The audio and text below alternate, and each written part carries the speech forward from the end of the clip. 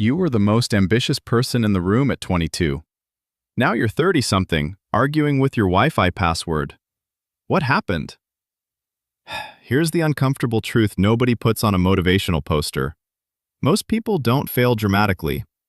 There's no single moment of collapse, no villain, no explosion. Just a slow, quiet leak. Like a tire that goes flat overnight. You wake up and somehow everything you were supposed to become just didn't. Let's talk about why. The comfort loop. Your brain has one core mission. Keep you alive and comfortable. That's it. Nobel Prize stuff, right? The problem is, your brain cannot tell the difference between this is dangerous and this is unfamiliar. To your nervous system, applying for that job or starting that business feels identical to being chased by a bear. Same cortisol spike, same urge to retreat. So you retreat. Back to the couch. Back to the routine. Back to the show you've already seen 3 times because at least you know how it ends. That's the comfort loop. And here's the wild part. The longer you stay in it, the smaller it gets. Your comfort zone doesn't stay the same size when you stop pushing it. It shrinks. Slowly, quietly, until one day, even thinking about something new feels exhausting. The environment nobody talks about. Studies show you earn within 20% of your 5 closest friends' average income. Read that again. You are not just influenced by your environment, you are shaped by it. The conversations you're having, the ambitions of the people around you, the standard of normal in your circle, all of it is calibrating your internal thermostat without your permission. If everyone around you thinks making $60,000 is doing well, your brain will stop fighting at $58,000. Not because you're lazy, because you hit the invisible ceiling your environment installed. This is why people from certain circles keep producing certain outcomes. It's not luck or genetics. It's environmental programming running in the background like a tab you forgot to close. Fear of judgment, the silent dream killer. Here's something absurd. Most people won't pursue what they actually want because of the hypothetical opinions of people who aren't paying their bills. Think about that. You didn't start the podcast, didn't launch the business, didn't pivot careers, because Karen from accounting might think it's weird.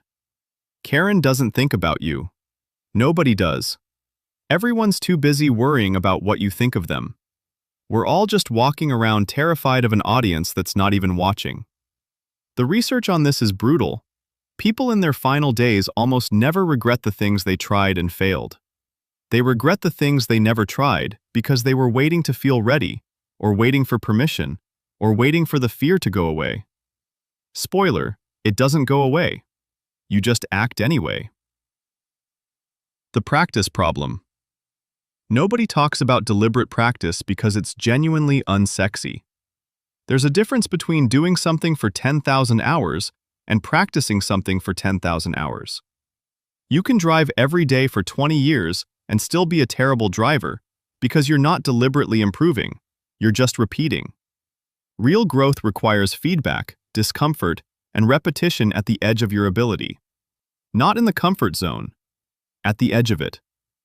That's where the neural rewiring happens. That's where skill compounds. Most people practice in the safe middle, which is why most people plateau in the safe middle. The slow decay. Here's where it gets genuinely unsettling. Ambition doesn't die in one day. It decays.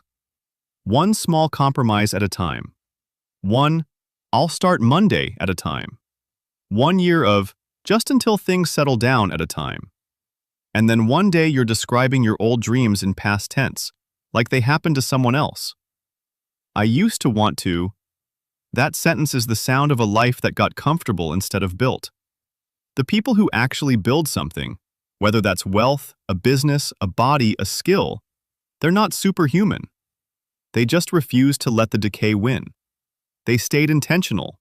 They found communities and tools, like what Vantrell Wealth talks about, that keep ambition alive long after motivation runs out. The actual point. You're not lazy. You're not broken.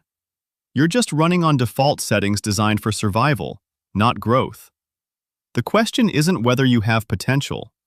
You do. The question is whether you'll let your environment, your comfort loop, some stranger's opinion, or the slow passage of Tuesday after Tuesday quietly talk you out of it. Most people will. You don't have to be most people.